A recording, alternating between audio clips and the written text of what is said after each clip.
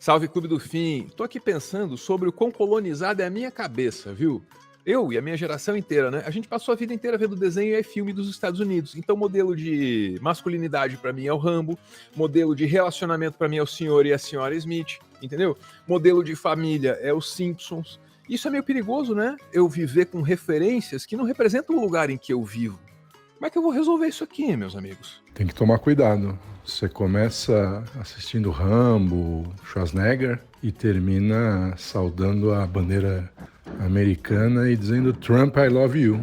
Sempre lembrando que você também pode me mandar uma mensagem aqui. Basta fazer parte do nosso grupo, o Clube do Fim. É só assinar o nosso clube de canais, o que nos ajudaria muito nesse momento, viu? Mas claro, só se você quiser.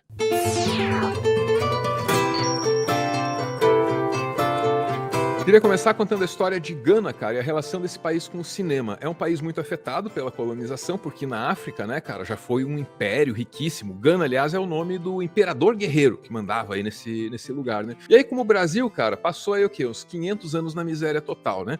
Quando começa a chegar o cinema em Gana, é de maneira totalmente improvisada, porque os estúdios dos Estados Unidos, que é quem faz cinema de fato no mundo, ou fazia, né, não estavam nem interessados naquele mercado ali que era muito pequeno. Aí o que Gana fazia, rapaz? As fitas VHS chegavam ilegalmente contrabandeadas dentro do país, e aí faltava cartaz, não tinha material gráfico para divulgar os filmes, né? E o resultado é esse que você tá vendo aí na tela, tá vendo? São os pôsteres ou posters. Depois a professora Ana me avisa do plural aqui, ó. Não sou nenhum Reinaldo Azevedo. Olha lá, ó. E eles eram assim, tomavam liberdades criativas, né, cara? Esse aqui do ET ainda tá muito assim profissional, tá tecnicamente bem acabado, né, cara? Mas outros tantos, eles acabavam não reproduzindo nem ao menos a realidade do filme. Não era fiel nem ao produto que estava anunciando, né, cara?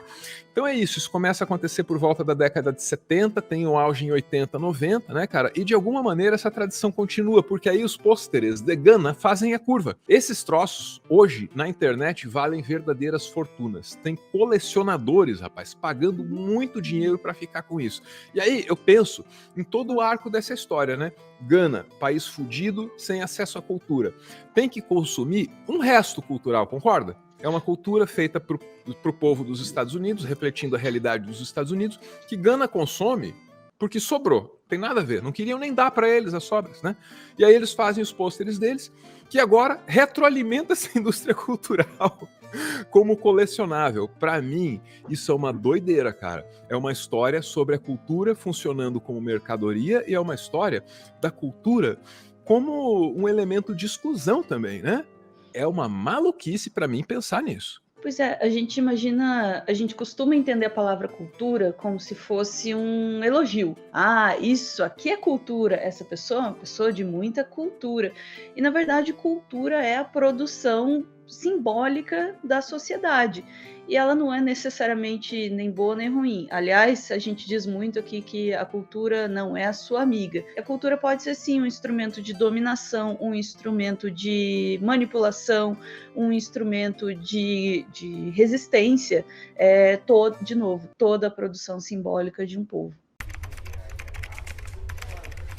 Uma das poucas referências locais de cultura que eu tenho é o Paulo Leminski, escritor, poeta e intelectual subestimado, né? Na boa, se o Paulo Leminski tivesse nascido em Bristol, você estava estudando ele na escola a sério. Como ele é brasileiro e de um interiorzão chamado Curitiba, ninguém dá a mínima para ele. Só que aí, cara, vem a contradição, né? A minha referência local, que é o Paulo Leminski, sofre do mesmo mal que ele, que é a cabecinha colonizada. O cinema americano é uma das grandes paixões da minha vida. É uma paixão tão grande que às vezes eu tenho a impressão que eu... Ele tá falando aí num documentário chamado Ervilha da Fantasia, bem antigo, tá? Que é um dos poucos filmes feitos na minha cidade que eu assisti.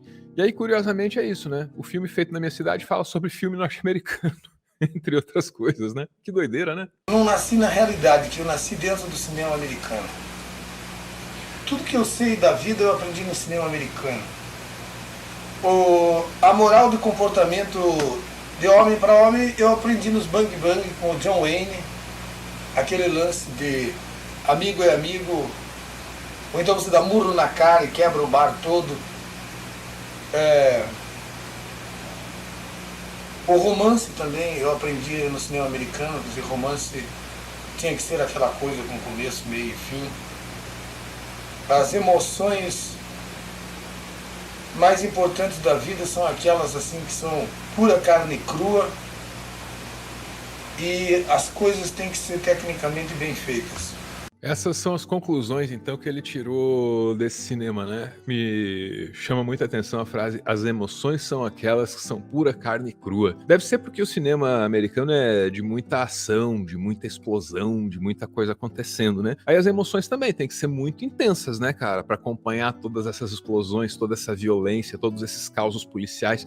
Porque nada disso é muito natural, nada disso tá dado, né? Por que tanta polícia em filme ao invés de tanto catador de material reciclável? Não sei, é uma escolha. Não caiu de uma árvore, alguém fez essa escolha. Não estou dizendo que é certo ou errado, ou julgando, só estou pedindo para pensar a respeito. Sabe quem também pensava a respeito desse assunto, cara? O Ariano Suassuna, um outro mestre da cultura brasileira. Os Estados Unidos, antigamente, quando queriam dominar um país, mandavam 1 ou 2 porta-aviões e ameaçava com os fuzileiros navais, né? Mas hoje eles mandam Michael Jackson e Madonna. Não precisa não, é mais barato e é muito mais eficiente. Porque quando a gente começar a achar que tudo isso é natural, quando a gente começar a achar que a música de Elvis Presley tem o mesmo valor da música de Debussy, aí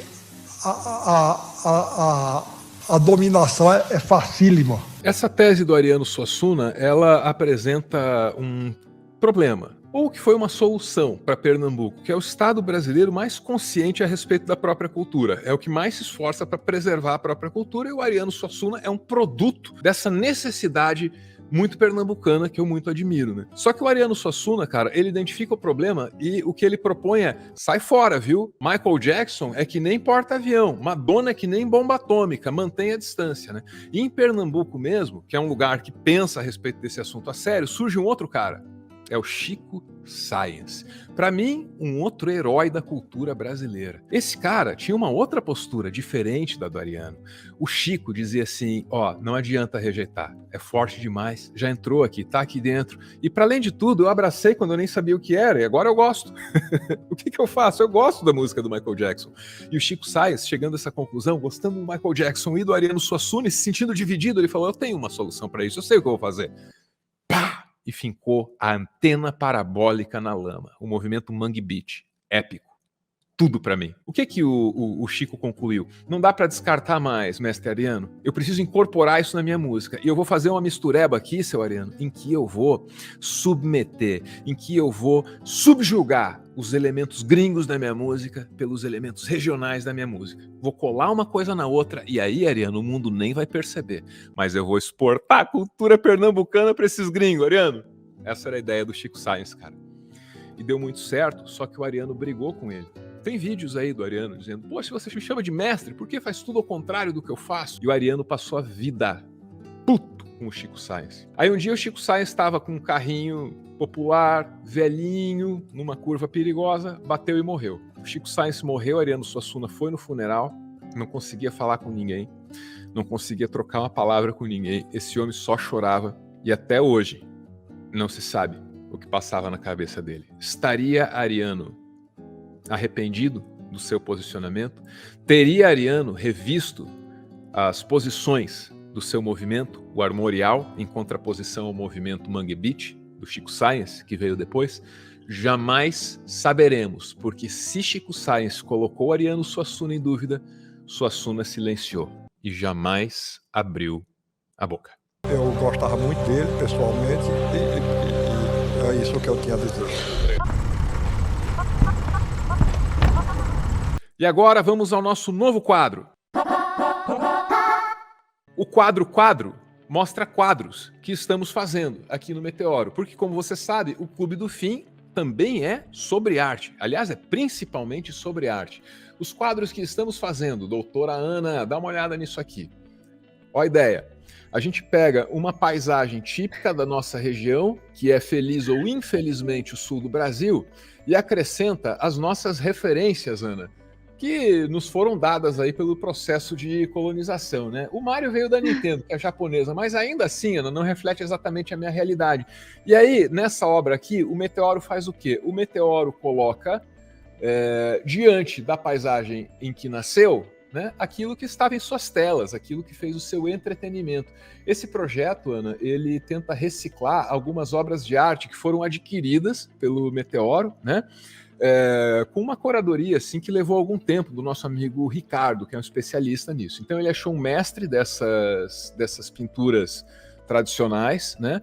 Essas pinturas estavam esquecidas e mal cuidadas, a gente pegou, tá fazendo algum trabalho assim, restauração é exagero, mas tá dando um tapinha nelas, né? Tem que limpar, tem que mexer na moldura, na estrutura, tudo, e a gente tá dando um jeito nisso nesse momento. E aí esses quadros foram para as mãos de uma artista, vai aparecer na tela, ó, a Ellen Pirog. A Ellen vai trabalhar para realizar essa ideia que eu tô colocando na mesa aqui para vocês, né?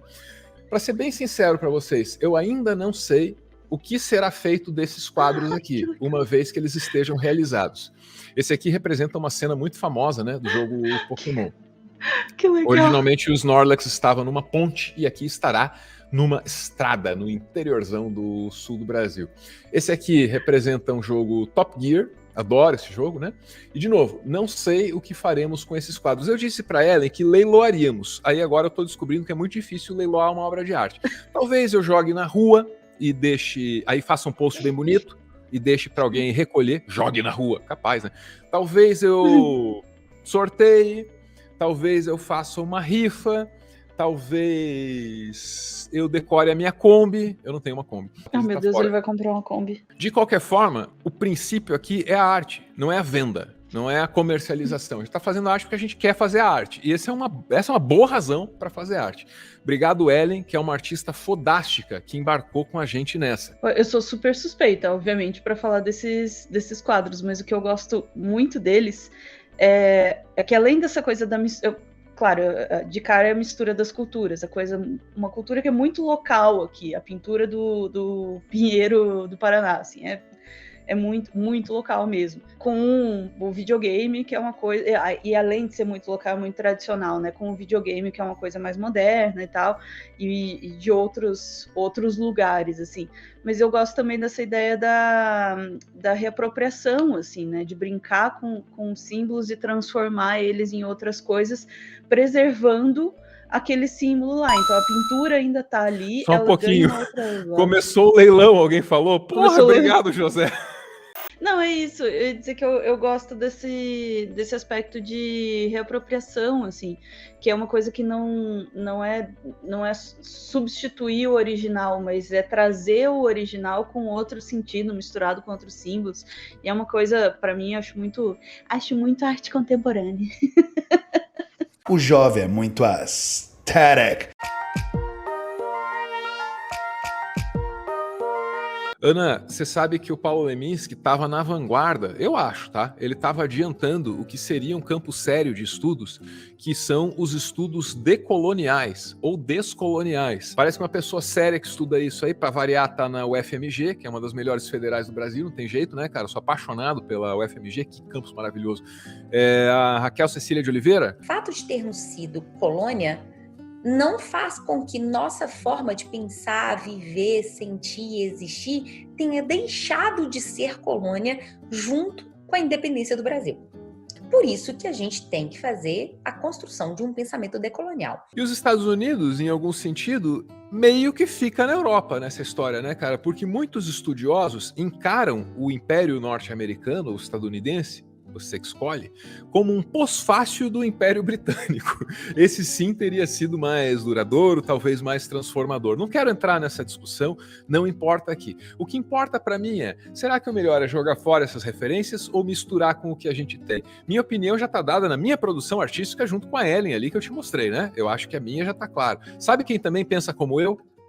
A Carreta Furacão.